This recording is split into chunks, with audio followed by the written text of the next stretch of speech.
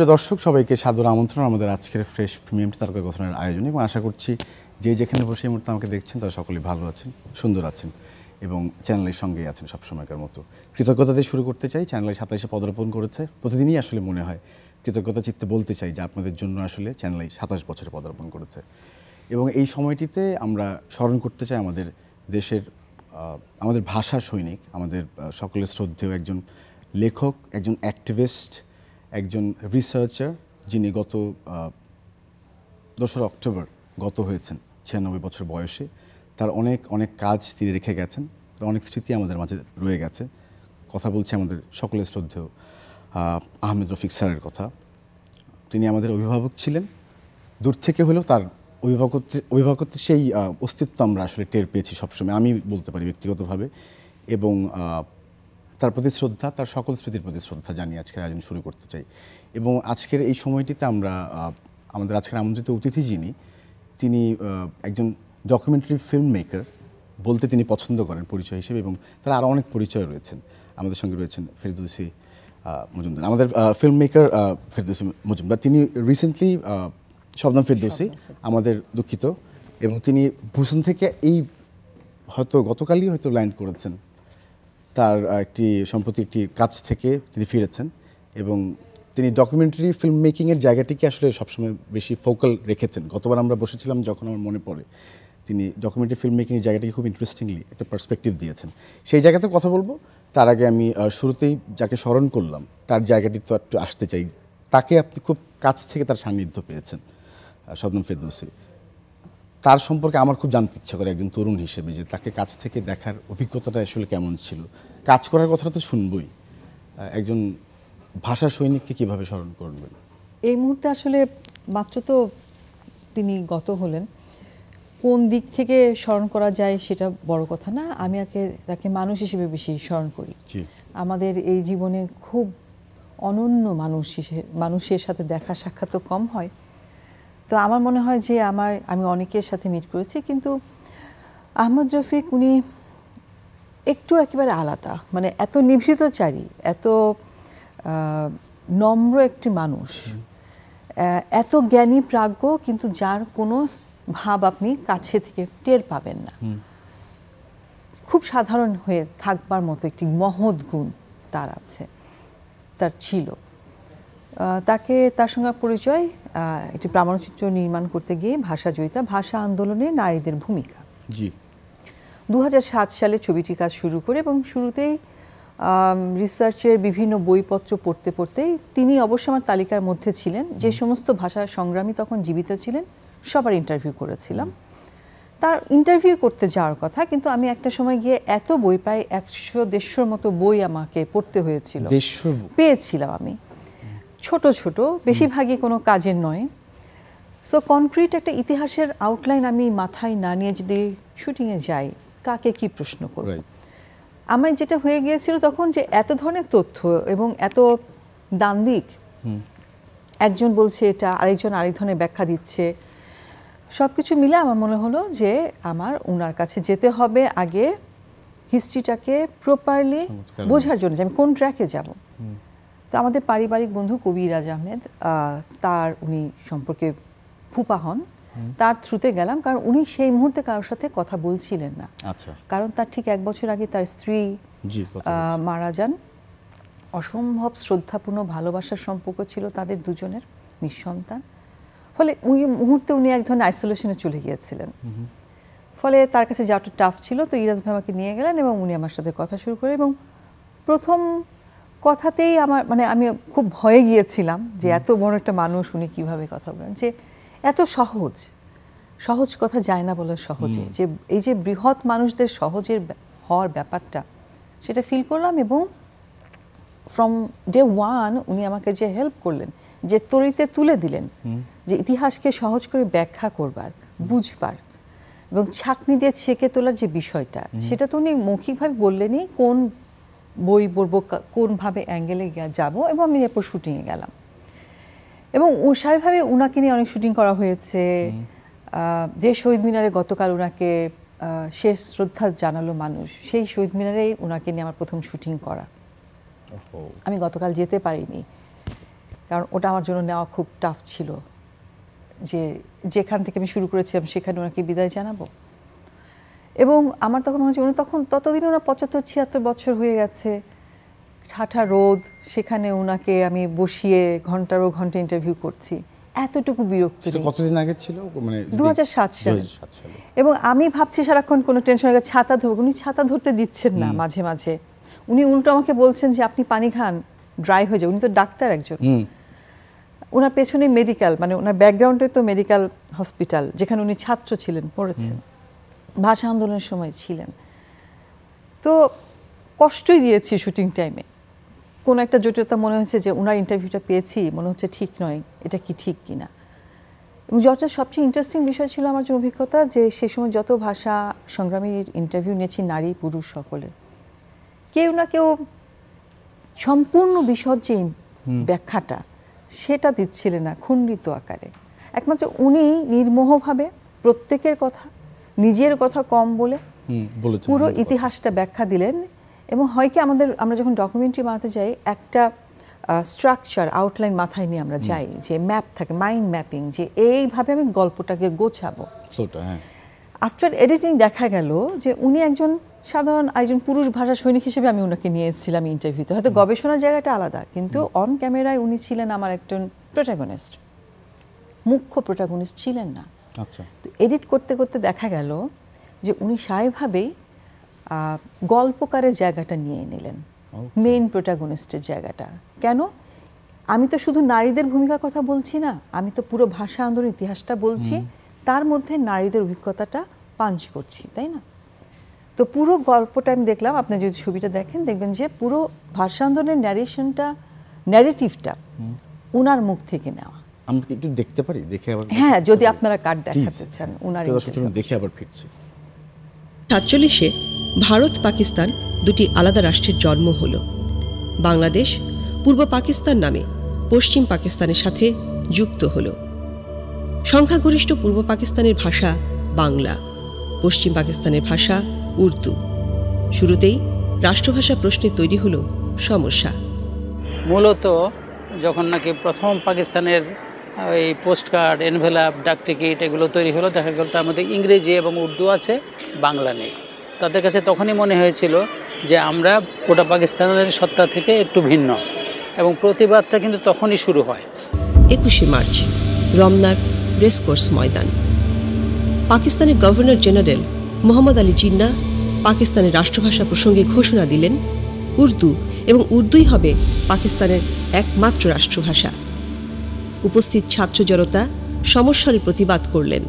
48 থেকে 51 ডিসেম্বর পর্যন্ত এই ধরুন এই রাষ্ট্রভাষা বাংলার প্রশ্নে একটু দ্বিধা, সংশয়, যে দামোদর মজলিসের কথা বারবার করে বলা হয়। আমি দুঃখিত যে এই কথাগুলো আমাকে বলতে হচ্ছে, যে সেই দামোদর মজলিস কিন্তু তখন পিছিয়ে গেল, যেহেতু জাতির জনক পাকিস্তানের স্থপতি মোহাম্মদ আলী জিন্না সাহেব বলেছেন, যেমনটি বলছিলেন যে এই শহীদ মিনারেই সর্বজন তাকে শ্রদ্ধা জানিয়ে আবার এখান থেকে বিদায় দিলেন, এবং এখানেই শুরু করেছিলেন কাজটি। মানে আপনার জন্য আসলে অভিজ্ঞতাটা নিশ্চয়ই অনেকই অন্যরকম। আমরা তাকে যেভাবে ভাষা সৈনিক হিসেবে শ্রদ্ধা করি, আপনার জায়গাটা মানে আরও অনেক বেশি না, খুব যে অনেক বেশি। অনেকেরই তো অনেক কাছে ছিলেন, বন্ধু ছিলেন, কিন্তু আমার কাজের সূত্রেই তো সম্পর্কটা। কিন্তু সেটা আমাদের কি হয়, সেটা শুধু কাজে থাকে না। কারণ যদি আপনার তখন খুব রেসপেক্ট তৈরি হয়ে যায়, একটা ব্যক্তিগত যোগাযোগ থেকেই যায়। কারণ দীর্ঘদিন ওনার সাথে হয়তো দেখতে যেতে পারিনি, শেষে দিয়ে তো বেশ অসুস্থ ছিলেন, বেরও হতেন না, ফোনে কথা হতো, খোঁজ নেওয়া, হাই হ্যালোটা করা। এবং আমার যেটা অপরাধ বোধ, আমি একটা স্ট্যাটাসও দিয়েছি যে এখন আর হাপিতে অপরাধ বোধ নিয়ে কী হবে। আমি তো করোনার পর আর ওনাকে দেখতে যাইনি। ওই যে আমরা খুব নিজেদের মধ্যে গুটিয়ে গেলাম করোনার সময়ে, ওই তখন হয়তো একটু ফোনে কথা হয়েছে, আপনি কেমন আছেন, সুস্থ আছেন কি না, আইসোলেশনে। সো এই যে দীর্ঘ সময় এবং জটিলতার ফলে এই নিয়ে অপরাধ বোধ হচ্ছে। কারণ উনি তো একা মানুষ ছিলেন, একা মানুষের জীবনটা কি হতে পারে সেটা আমি জানি। সেই দায়বদ্ধতা কাজ করছে। এত বড় একটি মানুষকে হারিয়ে ফেলে আমরা, আমি তো আর দেখি না যে এই ধরনের মানুষ খুব অচিরেই বাংলাদেশে আবার জন্ম নেবে কি আসবে। হ্যাঁ, অনেক বড় মহান ব্যক্তিদের আমি কাছ থেকে দেখেছি, কিন্তু ওনার ইউনিকনেসটা কোথায় ছিল? প্রত্যেকে কোথাও যে উনি এত ডাউন টু আর্থ, মানে এত জ্ঞান প্রজ্ঞা, মানুষকে দেখা, জগৎকে দেখা, জীবনবোধ নিয়ে এত সাধারণ থাকে, মানুষকে ফিল করা, এমপ্যাথি, এটা কিন্তু অনেক মানুষের মধ্যে থাকে না, তার সেটা ছিল। এবং এত পরিমিতি বোধ, লেস এক্সপেকটেশন থাকে না মানুষের মধ্যে, যে আমাকে এই করলো না সে করলো, কোনো এসব কমপ্লেন নেই, বরঞ্চ উনি গুটিয়ে থাকতেন। হ্যাঁ, এটা আমাকে খুব টানে, এটা ভালো লাগে। আবার একই সাথে সাহসী, বলিষ্ঠ কণ্ঠ, সৎ মানুষ আছে কিন্তু সাহসী মানুষ কম, কিন্তু সেটা ছিলেন। মানে উনি তো কোনো কথা বলতে কোনো আপোষ করেননি কোনো সময়ে। উনি আরো অনেক কিছু নিয়ে থাকতে পারতেন, অনেক কিছু চাইতে পারতেন, সরকার বলি, প্রতিষ্ঠিত ব্যক্তি না, উনি শুধু লিখে গেছেন, ওনার গবেষণার কাজ করেছেন, দারুণ দারুণ ওনার প্রবন্ধের বই আছে, ইতিহাস। এবং রবীন্দ্রনাথ আরেকটা দিক, শুধু তো ভাষা আন্দোলন আমরা ওনাকে ভাষা সংগ্রামী বলে দিচ্ছি না, এটা ওনাকে আসলে খুবই খর্ব করা হয়। উনি একটি মহাসমুদ্র, তাকে আমরা একটা জায়গা নিয়ে কথা বলছি। ভাষা আন্দোলনে উনি ছাত্রাবস্থায় করেছেন, পার্ট অফ হিজ লাইফ, এটা নিয়ে উনি বিশদ লেখালেখি করেছেন, গবেষণা। কিন্তু এর বাইরেও তো আছে রবীন্দ্রনাথ নিয়ে তার যে জ্ঞানের পরিসীমা এবং কাজ, সেটা আমরা কতটা জানি? আমরা ঘুরে ফিরে কিছু ব্যক্তির কাছে যাই, কিন্তু আহমদ রফিকের যে রবীন্দ্রনাথের উপর ডিটেইল ওয়ার্ক, সেটা আমরা জানি না। সো এই জিনিসগুলো আসলে জানি না, নিভৃতচারী হওয়ার কারণেই আমার মনে হয় যে এই প্রজন্ম তাকে আসলে ওইভাবে জানে না। অন্যান্য, আমি যদি বলি, আমরা সাধারণত এদেরকে এক কথায় বলে দেই বুদ্ধিজীবী, কিন্তু আসলে উনি এই ছবিতে যে পরিচয়গুলো দিয়েছে, এটা উনার বলা ইতিহাস বেত্তা হিসেবে তার যে জায়গাটা, সেটা যেন আমরা ভুলে না যাই। এবং সেগুলো যেন যদি পঠন পাঠন হয়, আমরা যে সারাক্ষণ মুখে বলি অনেক শ্রদ্ধা জানাচ্ছি, এই শ্রদ্ধাকে আসলে আমরা যখন এই ধরনের আলাপ করতে বসি একটি মানুষকে নিয়ে, তার কাজের প্রতি তো, তিনি যদি কাজ না করতেন তাহলে তো তাকে এমনি এমনি তাকে নিয়ে কথা বলবার আজ প্রয়োজন ছিল না। ফলে আমি চাইবো সেটা ব্যক্তিগত জায়গা থেকে হোক, সরকারের কাছে সবচেয়ে তো সম্ভব না, এক সরকার এই দেশে এত মানুষের দেশে কি করবে, কিন্তু অ্যাটলিস্ট একটা লাইব্রেরি হোক তাকে নিয়ে, ইভেন সেটা তার বাড়িতেও হতে পারে, আমি ঠিক জানি না অন্যান্য বিষয়ে তার জায়গাগুলো কি। হ্যাঁ, যেটা আপনি দেশের বাইরে গেলে দেখবেন যে কবি, যে পেইন্টার, যে সাহিত্যিক যেখানে থাকতেন, তার বাড়িতে এসে তাকে নিয়ে একটা জাদুঘর হয়, মিউজিয়াম, সেটা কিন্তু ওনার ক্ষেত্রেও হতে পারে। আমাদের মনে হয় যে এইভাবে এখন ভাবা উচিত, আমি একটা আলাদা জায়গা তৈরি দেব, সেখানে একটা মিউজিয়াম হবে, কি একটা লাইব্রেরি হবে। কাজে আমরা অনেকভাবে ভেবে করতে পারি যে তাকে যেন ঠিকঠাক শ্রদ্ধাটা, সম্মানটা দেওয়া হয়। আর তিনি তো কোনো বিশেষ রাজনৈতিক দলের প্রভু, কখনো গোলামি করেন নাই। তিনি যেটা ছিলেন, যেটা আমার সাথে অনেক আবার একটু যেত, যে এখন সমাজতন্ত্র পৃথিবী থেকে আসলে উধাও, কিংবা যারা চর্চা করেন সেটাকে আমার অনেক রোম্যান্টিক চর্চা মনে হয়, কিন্তু হ্যাঁ, মানুষের সমতার যে সমাজ, সেটার তিনি একটা সময় তো স্বপ্ন দেখেছেন, সেই পন্থী। সেই স্বপ্ন তো আমিও দেখেছি, আমরা অনেকেই দেখি। হবে কি হবে না সেটা আমরা জানি না। ফলে এটাও হয়তো তার আচরণ, ব্যক্তি জীবনে একটা প্রভাব ফেলেছে। ভেরি সিম্পল জীবনযাপন করতেন, তার বাড়িতে যদি দেখেন, যদি যান কখনো, খুবই সহজ। আমি বললাম যে আমরা 10টা জীবন যেমন করে কাটাই, কোনো বাহুল্য নেই। হ্যাঁ, বই ছাড়া আর কিছুই নেই, আমি যদি বলতে পারি যে হ্যাঁ, লেখালেখি, ওনার নিজেরই তো অসংখ্য বই। আজকে বিডি নিউজে একটা রিপোর্ট করেছে, দেখলাম যে তাকে যিনি দেখভাল করতেন 36 বছর ধরে, তো শেষের দিকে উনি যেহেতু ব্রাহ্মণবাড়িয়ার ছিলেন, উনি ওস্তাদ আলাউদ্দিন খাঁকে নিয়ে লেখা শুরু করেছিলেন এবং বলেছিলেন যে তাকে নিয়ে খুব বেশি লিখতে পারেননি, এগোতে পারেননি, কারণ উনি তো চোখে দেখতেন না, লিখতে পারতেন না, উনি বলতেন আর ওনার সহকারী লিখতেন। তো সেটা ওনার পছন্দ হয়ে উঠতো না। এই আফসোসটা বোধহয় নিয়ে উনি চলে গেলেন। তো এই যে কাজের প্রতি স্পৃহা, মানে এই জ্ঞান তাপস আর কি যে বলতে পারি, যে এটা আসলে তো এই সময় আমরা আসলে আশা দেখতে পাই কি কোথাও। যারা আছেন তারা একে একে চলে যাচ্ছেন। কয়েকদিন আগে বদরুদ্দিন উমর মারা গেলেন, তিনিও আমার এই চলচ্চিত্রে ছিলেন। অন্যতম একজন আপনি খুব সুন্দর করে বলছিলেন প্রোটাগনিস্ট যে হিসেবে। আপনি কিভাবে জায়গা করে নিলেন আসলে বলতে বলতে, সেটা আপনি ভাবেননি আগে যখন না। ডকুমেন্টারির কথা ভেবেছিলেন। সে কথাটি ছেড়ে গেলাম আমরা।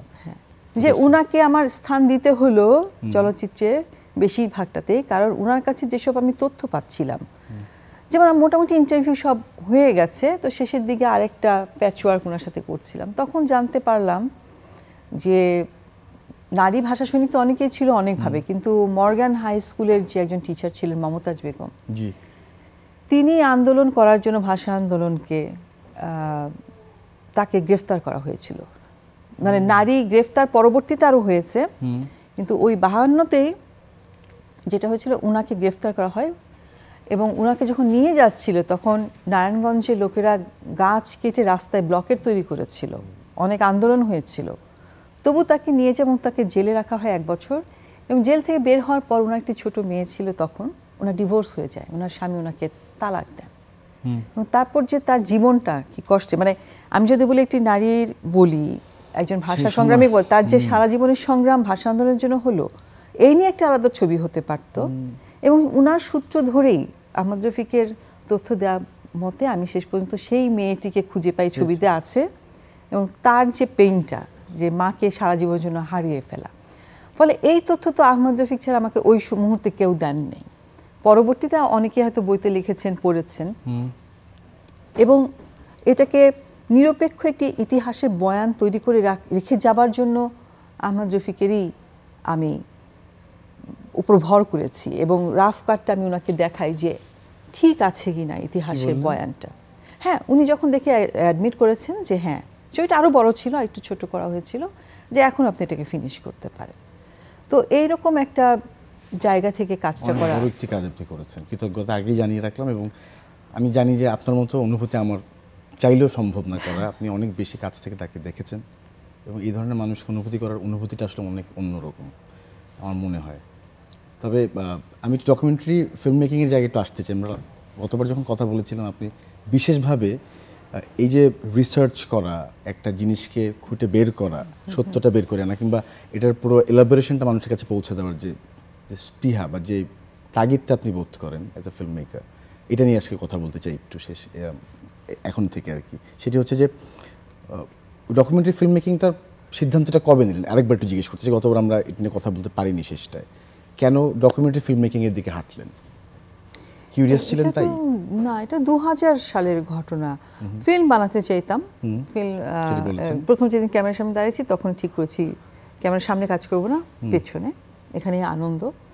তো নিজেকে তৈরি করছিলাম নানা বই টই পড়ে। আর এখন তো অনেক সহজ চলচ্চিত্র বানানো। আমাদের সময় মানে 96-97 সালে খুব কঠিন তপস্যার একটা বিষয় ছিল।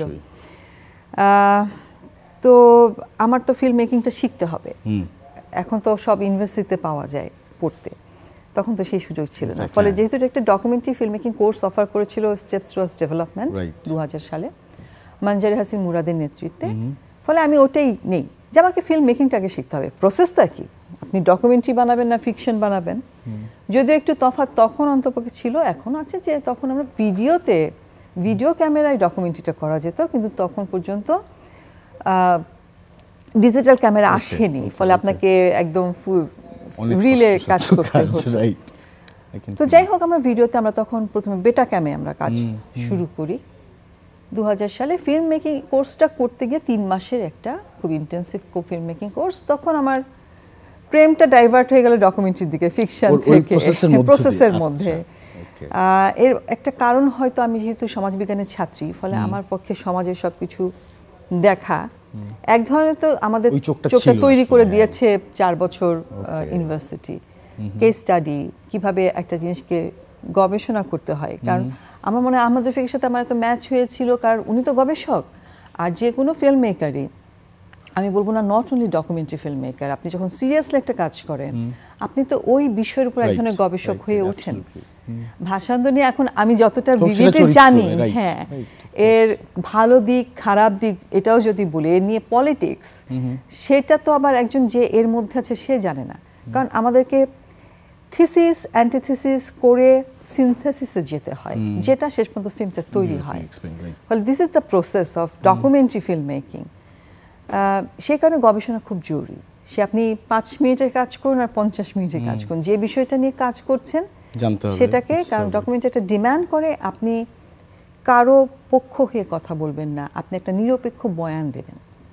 এখন পর্যন্ত সেই চেষ্টা করি, যদিও পৃথিবীতে এখন ডকুমেন্টারির জনরাগুলো পাল্টে গেছে, এখন অনেক পার্সোনাল স্টোরি টেলিং হচ্ছে। আপনি যখনই পার্সোনাল স্টোরি টেলিং এ যাবেন তখন আপনি তো আর নিরপেক্ষভাবে কোনো কথাই বলবেন না। চমৎকার একটা আঙ্গিক আপনি বললেন। হ্যাঁ ঠিকই তো, হ্যাঁ পাল্টে যাবে, ফিল্মের ল্যাঙ্গুয়েজ বিভিন্ন সময় পাল্টে যাবে, ফিকশনের ল্যাঙ্গুয়েজ পাল্টে গেছে, তাই না?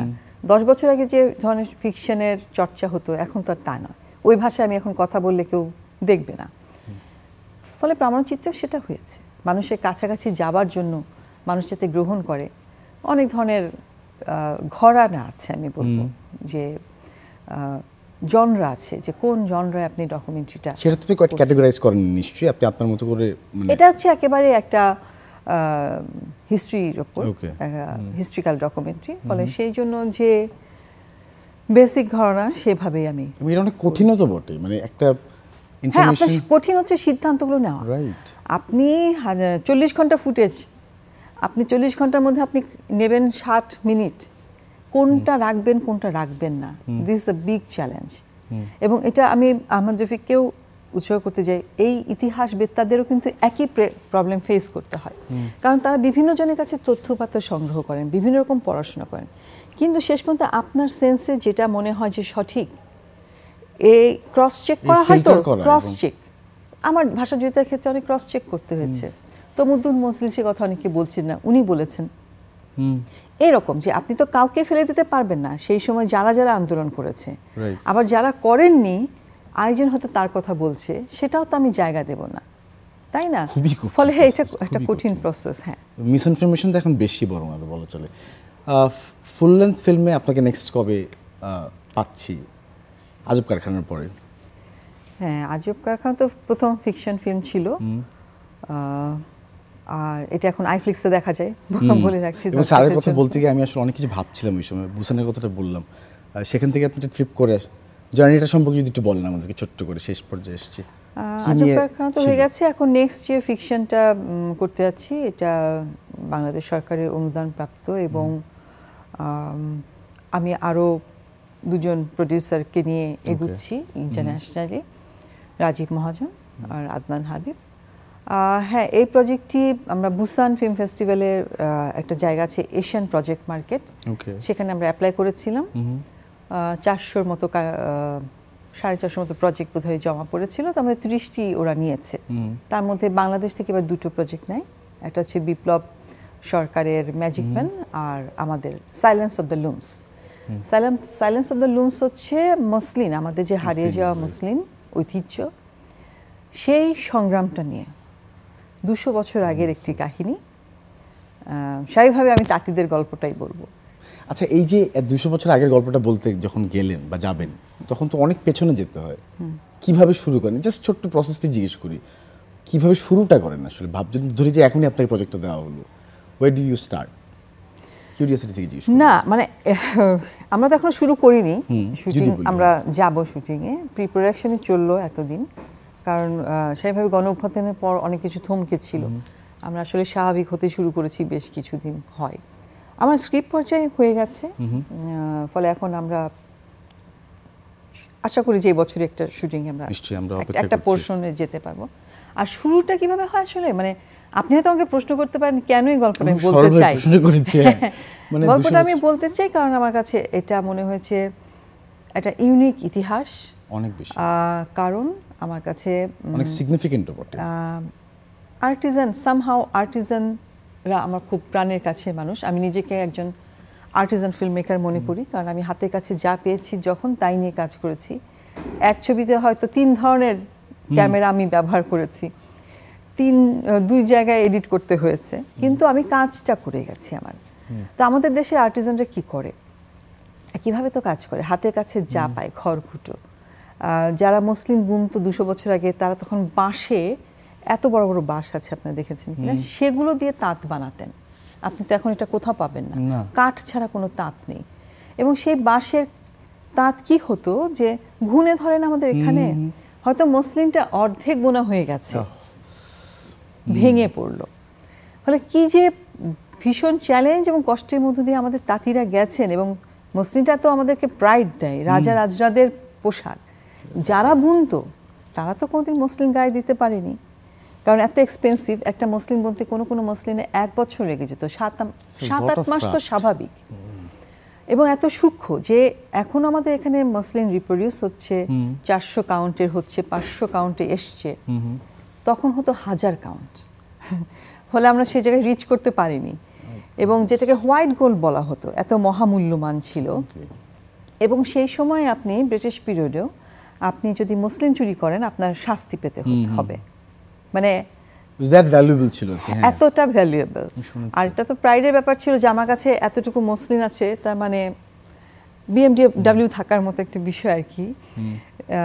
তো সব কিছু মিলে যেগুলো হলো, কিন্তু যারা বুনতেন তারা কারা, আমার জায়গাটা সেইখানে। সেই পরিবার কি আছে কেউ কেউ? না না, অবশ্যই। আজকে যে আপনারা জামদানি দেখেন, এই যে জামদানির একটা বিপ্লব হচ্ছে নতুন করে, এটা তো মসলিনেরই বংশধর। মানে এটা হচ্ছে কম দামি মসলিন, জামদানি হচ্ছে গরিব কোয়ালিটি অফ মসলিন। তখনও ছিল কিন্তু জামদানি। ফলে মসলিন যেটা হতো 2 রকমের হতো সে সময়, একদম প্লেন, আরেকটা হতো নকশা কাটা। নকশা কাটার মসলিনেরই একটা ভার্সন হচ্ছে আজকের জামদানি। ফলে তাদেরই বংশধররাই কিন্তু এটা করছে। আপনি যদি এখনকার তাঁতিদের কাছে যান আপনি সেটা টের পাবেন। এবং তারা যে বোনার সময় যে মুখে ছড়াটা বলে, আপনি যদি জিজ্ঞেস করেন যে আপনি কোত্থেকে শিখলেন, বলতে পারবে না, কারণ এটা ওর ডিএনএ বহন করছে, পরম্পরায়। আপনি তো শুনেছেন নিশ্চয়ই, কাছে বসে শুনেছেন? হ্যাঁ, এই তাগিদ থেকেই মনে কাজটা আপনি করেন, এই ভালো লাগাগুলো আসলে সেখানে আছে। আমার কাছে তো খুব ভালো লাগবে শুনতে এই গল্পটি, কিভাবে আপনি আপনার ডকুমেন্টারির কাজটি আসলে বুনন করেন। এবং wish you all the best. যদি এটা ফিকশন ডকুমেন্টারি হতে যাচ্ছে না, আরো টাফ, বাট এই ফিল্মের ভিতরে তো অনেক কিছু আসলে ইনফরমেটিভ থাকবে নিশ্চয়ই, এবং লট অফ ওয়ার্ক আমি বুঝতে পারি। আপনি বলছেন খুব সহজভাবে, শুনতে হয়তো ভালোই লাগছে আমাদের সবারই, কিন্তু 200 বছর আগে একটা স্টোরিকে আবার নতুন করে সে সত্যতা রেখে কাজটা করা নিশ্চয়ই অনেক কঠিন কাজ এবং অনেক বড় একটি কাজ।